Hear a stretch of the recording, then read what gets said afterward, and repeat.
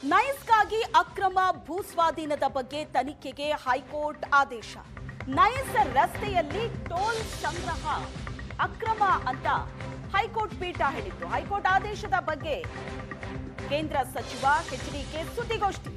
Nice ಯೋಜನೆಯಲ್ಲಿ ದೊಡ್ಡ ಮಟ್ಟದ ರೈತರ ಭೂಮಿ ಲಪಟಾಯಿಸಲಾಗಿದೆ. ನೈಸ್ ಕಂಪನಿಯಿಂದ ಹಗಲು ದರೋಡೆ ಆಗಿದೆ ಅಂತ ಹೈಕೋರ್ಟೇ ಹೇಳಿದೆ.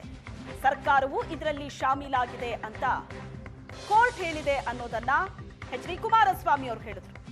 ಕರ್ನಾಟಕ ರಾಜ್ಯದ ಅತಿ ದೊಡ್ಡ ಹಗರಣ ಅಂತ ಹೈಕೋರ್ಟ್ ಹೇಳಿದೆ. ನೈಸ್ ರಸ್ತೆಯಲ್ಲಿ ಇನ್ನು ಮುಂದೆ ಟೋಲ್ ಕಟ್ಟಬೇಡಿ ಅಂತ ಎಚ್.ಡಿ. ಕುಮಾರಸ್ವಾಮಿ ಅವರು ಹೇಳಿದ್ದಾರೆ. ನೈಸ್ ರಸ್ತೆಗಾಗಿ ಅಕ್ರಮ ಭೂಸ್ವಾಧೀನ, ಇದರ ಬಗ್ಗೆ ಕುಮಾರಸ್ವಾಮಿ ಅವರು ಪ್ರೆಸ್ ಮೀಟ್ ಮಾಡಿದ್ರು. ನೈಸ್ ಯೋಜನೆಯಲ್ಲಿ ಅತಿ ದೊಡ್ಡ ಹಗರಣ, ಸರ್ಕಾರವು ಇದರಲ್ಲಿ ಶಾಮೀಲಾಗಿದೆ. ಕೋರ್ಟಿನ ಆದೇಶದ ಬಗ್ಗೆ ಕುಮಾರಸ್ವಾಮಿ ಅವರು ಮಾತಾಡಿದರು. ಇನ್ನೆಷ್ಟು ವರ್ಷ ಈ ರೀತಿ ರಾಜ್ಯ ಲೂಟಿ ಆಗಬೇಕು? ಇವತ್ತು ಹೊಸಕೆರೆಹಳ್ಳಿ ಟೋಲ್ ಇದೆಯಲ್ಲ, ಅಲ್ಲಿ ಬಡವ್ರ ಮೇಲೆ ಒಕ್ಕಲೆಬ್ಬಿಸ್ತೀರಿ. ಆದರೆ ಅಲ್ಲಿ ಒಂದು ಶೋಭಾ ಡೆವಲಪರ್ಸು ಅಲ್ಲಿ ಒಂದು ಅರ್ಜಿ ಬರೀತಾನೆ, ನಂದಿ ಇನ್ಫ್ರಾಸ್ಟ್ರಕ್ಚರ್ ಕಾರಿಡಾರ್ ಅನ್ನೋರಿಗೆ. ನಮಗಲ್ಲಿ ಬಿಲ್ಡಿಂಗ್ ಕಟ್ಟಲಿಕ್ಕೆ NOC ಕೊಡಿ ಅಂತೇಳಿ ಇಲ್ಲಿ NOC ಕೊಡ್ತಾರೆ. ಇವರ ಅಪ್ಪೊಂದು ಆಸ್ತಿ. ಇವತ್ತು ಅವರು ಟೋಲ್ ಕಲೆಕ್ಟೇ ಮಾಡೋಂಗಿಲ್ಲ. ನಿಮ್ಮ ಫ್ರೇಮ್ವರ್ಕ್ ಅಗ್ರಿಮೆಂಟ್ ಪ್ರಕಾರ ಹಗಲು ದರೋಡೆ ನಡೀತಾ ಇದೆ. ಬೆಂಗಳೂರಿನ ನಾಗರಿಕರಿಗೆ ನಾನು ಮನವಿ ಮಾಡ್ತೇನೆ, ಯಾವುದೇ ಕಾರಣಕ್ಕೂ ಟೋಲನ್ನು ಕಟ್ತಕ್ಕಂಥದ್ದನ್ನು ನಿಲ್ಲಿಸಿ. ಇದು ಈ ಸರ್ಕಾರಕ್ಕೆ ಎಚ್ಚರಿಕೆ ಕೊಡ್ತಾ ಇದೆ. ಇವತ್ತೇನು ಆದೇಶ ಇದೆ, ಈ ಆದೇಶದ ಪ್ರಕಾರ ಇನ್ನು ಎಷ್ಟು ದಿವಸ ಬೇಕು ಇಂಪ್ಲಿಮೆಂಟ್ ಮಾಡಲಿಕ್ಕೆ? ನಿಮಗೆ ಕಣ್ಣು ಮುಂದೆ ಇದೆ. ಅದರಿಂದ ಇವತ್ತು ಈ ಸರ್ಕಾರಕ್ಕೆ ಎಚ್ಚರಿಕೆ ಕೊಡ್ತಾ ಇದ್ದೇವೆ. ಈ ಸರ್ಕಾರ ಇನ್ನು ಎಷ್ಟು ದಿವಸದಲ್ಲಿ ಈ ಸುಪ್ರೀಂ ಕೋರ್ಟ್ ಆದೇಶನ ಪಾಲನೆ ಮಾಡ್ತೀರಿ? ಇವತ್ತು ಯಾವೊಂದು ಡಿವಿಷನಲ್ ಬೆಂಚ್ನಲ್ಲಿ ತೀರ್ಪು ಕೊಟ್ಟಿದ್ದಾರೆ, ಈ ಸರ್ಕಾರಕ್ಕೆ ಒಂದು ಗಡುವು ಕೊಡ್ತಾ ಇದ್ದೇವೆ. ತಕ್ಷಣ ಈ ಒಂದು ವಿಷಯದಲ್ಲಿ ಇವತ್ತು ಆಗಲೇ ಬೆಂಗಳೂರು ಮೈಸೂರು ರಸ್ತೆ ಆಗೋಗಿದೆ. ಈಗ ನಿಮ್ಮ ನೈಸ್ನ ಅವಶ್ಯಕತೆ ಇಲ್ಲ. ಈಗ ಮೊದಲು ಈ ಸರ್ಕಾರ ಯಾವಾಗ ಸಾರ್ವಜನಿಕರಿಂದ ಟೋಲ್ನ ದರೋಡೆ ಮಾಡ್ತಾ ಇದ್ದಾರೆ ಅದನ್ನು ನಿಲ್ಲಿಸ್ತಕ್ಕಂಥದ್ದಕ್ಕೆ ತೀರ್ಮಾನ ತೆಗೆದುಕೊಂಡಿರಿ. ಒಂದು ವಾರ 10 ದಿವಸದ ಗಡುವು ಕೊಡ್ತೀವಿ. ಇನ್ನೆಷ್ಟು? ನಾನು ಸಿಎಂ ಆಗಿದ್ದಾಗ ನೈಸ್ ಯೋಜನೆ ರದ್ದು ಮಾಡೋದಕ್ಕೆ ಮುಂದಾಗಿದ್ದೆ. ಮೈತ್ರಿ ಸರ್ಕಾರ ಇದ್ದ ಕಾರಣ ಯೋಜನೆ ರದ್ದು ಮಾಡೋದಕ್ಕೆ ಸಾಧ್ಯವಾಗಲಿಲ್ಲ.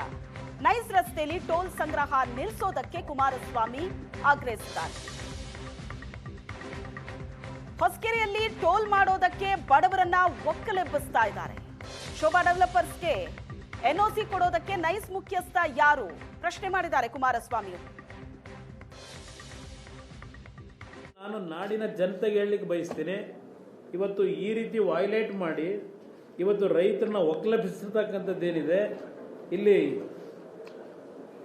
ರೈತರು ಕಣ್ಣಲ್ಲಿ ನೀರು ಹಾಕ್ತಾರೆ.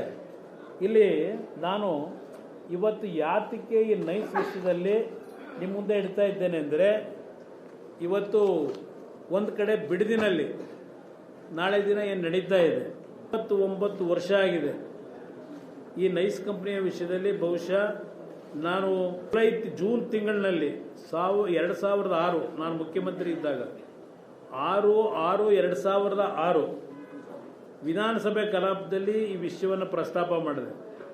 ನಾನು ಈ ರಾಜ್ಯದ ಮುಖ್ಯಮಂತ್ರಿ ಇದ್ದಾಗ ಕ್ಯಾಬಿನೆಟ್ನಲ್ಲಿ ಇದನ್ನು ಸ್ಕ್ರ್ಯಾಪ್ ಮಾಡಬೇಕು ಅಂತಕ್ಕಂಥ ನಿರ್ಧಾರ ಮಾಡೋದು ಈ ಪ್ರಾಜೆಕ್ಟ್ನ ಅವತ್ತೇ ನಾನು 2006. ಆದರೆ ಕೋಯಲೇಷನ್ ಗೌರ್ಮೆಂಟ್ ಇದ್ದಿದ್ದರಿಂದ ನಾನು ಅದನ್ನು ಜಾರಿಗೆ ತರಲಿಕ್ಕೆ ಆಗಲಿಲ್ಲ. ವಿಧಾನಸಭೆ ಕಲಾಪದಲ್ಲಿ ಹೇಳಿದ್ದೇನೆ 6/6/2006 ಫೈನಲ್ ಆಗಿ ನಾನು ಉತ್ತರ ಕೊಡಬೇಕಾದ್ರೆ 224 ಸದಸ್ಯರಿಗೂ ನಾನು ಮನವಿ ಮಾಡ್ತೇನೆ, ನೀವು ಇಲ್ಲಿ ತೀರ್ಮಾನ ಮಾಡಿ, ಇವತ್ತು ಈ ಪ್ರಾಜೆಕ್ಟು ಬೇಕೋ ಬೇಡವೋ ಅಂತಕ್ಕಂಥ ನಿರ್ಧಾರ ಮಾಡಿ ಇವತ್ತು ತೀರ್ಮಾನ ಮಾಡಿದ್ರೆ, ಸ್ಕ್ರ್ಯಾಪ್ ಮಾಡಿದ್ರೆ ಇಲ್ಲಿ ಬರ್ತಕ್ಕಂಥ ಆದಾಯದಲ್ಲಿ ನಾವು ಈ ಲ್ಯಾಂಡನ್ನೆಲ್ಲ ವಾಪಸ್ ಬಿಡೋದು ಮಾಡಿದ್ರೆ ರೈತರ ಸಾಲ ಮನ್ನಾ, ಬೆಂಗಳೂರು ನಗರಕ್ಕೆ 15,000 ಕೋಟಿ ವೆಚ್ಚದಲ್ಲಿ ಅಭಿವೃದ್ಧಿಗೆ ಕಾರ್ಯಕ್ರಮ, ಇದೆಲ್ಲವನ್ನು ವಿಧಾನಸಭೆ ಕಲಾಪದಲ್ಲಿ ನಾನು ಚರ್ಚೆ ಮಾಡಿದ್ದೇನೆ. ಟೋಲ್ ಇದೆಯಲ್ಲ, ಅಲ್ಲಿ ಬಡವ್ರ ಮೇಲೆ ಒಕ್ಕಲೆಬ್ಬಿಸ್ತೀರಿ. ಆದರೆ ಅಲ್ಲಿ ಒಂದು ಶೋಭಾ ಡೆವಲಪರ್ಸು ಅಲ್ಲಿ ಒಂದು ಅರ್ಜಿ ಬರೀತಾನೆ ನಂದಿ ಇನ್ಫ್ರಾಸ್ಟ್ರಕ್ಚರ್ ಕಾರಿಡಾರ್ನವರಿಗೆ. ನಮಗಲ್ಲಿ ಬಿಲ್ಡಿಂಗ್ ಕಟ್ಟಲಿಕ್ಕೆ NOC ಕೊಡಿ ಅಂತೇಳಿ ಇಲ್ಲಿ NOC ಕೊಡ್ತಾರೆ. ಇವರ ಅಪ್ಪಂದು ಆಸ್ತಿ ನಂದಿ ಕಾರಿಡಾರ್ನಂದು. ಇವಂತ NOC ತಗೊಂಡು ಈ ಶೋಭಾ ಡೆವಲಪರ್ಸ್ ಕಟ್ತಾವ್ರಲ್ಲ, ಯಾರ ಜಾಗ ಅದು? ಯಾರು ತೋರಿಸ್ಕೊಂಡಿದ್ದಾರೆ? ಯಾರ ಜಾಗ ಅದು ಹೇಳ್ಬೇಕು ಇವತ್ತು ಮುಖ್ಯಮಂತ್ರಿಗಳು. ನೈಸ್ ಕಂಪನಿಯ BMIC ಯೋಜನೆ ರಾಜ್ಯದ ಅತಿ ದೊಡ್ಡ ಹಗರಣ. ನೈಸ್ ರಸ್ತೆ ಭೂಸ್ವಾಧೀನ ಅಕ್ರಮದ ಬಗ್ಗೆ ಸ್ವತಂತ್ರ ತನಿಖೆ ಆಗಬೇಕು. ಕಳೆದ ವಾರ ನೈಸ್ ಯೋಜನೆ ಬಗ್ಗೆ ಹೈಕೋರ್ಟ್ ದ್ವಿಸದಸ್ಯ ಪೀಠ ಆದೇಶವನ್ನ ಕೊಟ್ಟಿದೆ. ಒಪ್ಪಂದ ಉಲ್ಲಂಘಿಸಿ ನೈಸ್ ಸಂಸ್ಥೆ ಅಕ್ರಮವಾಗಿ ಟೋಲ್ ಅನ್ನ ಸಂಗ್ರಹಿಸ್ತಾ ಇದೆ. ಎಕ್ಸ್ಪ್ರೆಸ್ ವೇ ಮತ್ತು ಟೌನ್ಶಿಪ್ ನಿರ್ಮಿಸುವಲ್ಲಿ ನೈಸ್ ಸಂಸ್ಥೆ ವಿಫಲ ಆಗಿದೆ. ಭೂಸ್ವಾಧೀನಕ್ಕೆ ರೈತರಿಗೆ ಸಮರ್ಪಕ ಪರಿಹಾರ ಕೊಟ್ಟಿಲ್ಲ ಅಂತ ಹೈಕೋರ್ಟ್ ಹೇಳಿತ್ತು. ನೈಸ್ ಅಕ್ರಮಗಳ ಬಗ್ಗೆ ಸರ್ಕಾರ ತನಿಖೆ ನಡೆಸಬೇಕಾಗಿತ್ತು. ಯಾಕೆ ನಡೆಸಿಲ್ಲ? ನೈಸ್ ಸಂಸ್ಥೆ ರೈತರ ಭೂಮಿ ಮತ್ತು ತಲೆಮಾರುಗಳ ಜೀವನವನ್ನೇ ದೋಚಿ ಹಾಕಿದೆ. ನೈಸ್ ಅಕ್ರಮದ ಬಗ್ಗೆ ಸ್ವತಂತ್ರ ತನಿಖೆ ಆಗಬೇಕು ಅಂತ ಹೈಕೋರ್ಟ್ ಹೇಳಿತ್ತು.